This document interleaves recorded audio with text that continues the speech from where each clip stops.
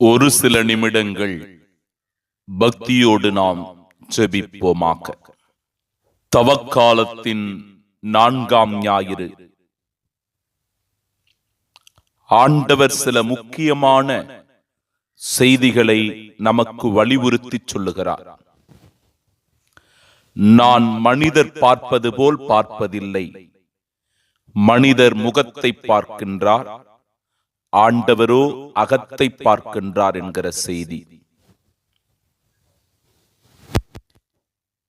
இருளாயிருந்த நீங்கள் ஆண்டவரோடு இணைந்து ஒளியாயிருக்கிறீர்கள் என்று ஒளியின் மக்களாக நாம் வாழ நமக்கு அழைப்பு தருகிறார் நம் இறைவன்.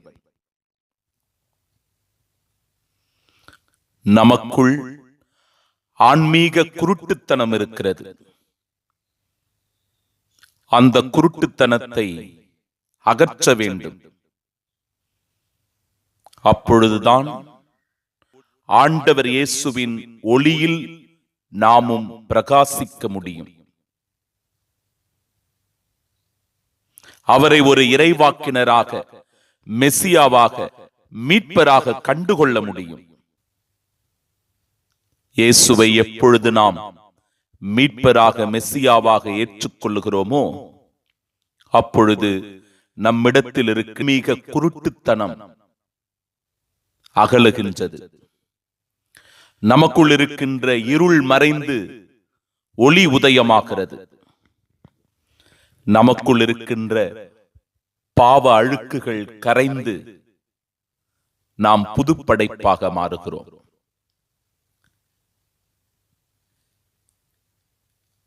அன்பு சகோதர சகோதரிகளே, ஒளியாகிய நம் ஆண்டவர் இயேசு கிறிஸ்துவை நாம் கண்டுகொள்ள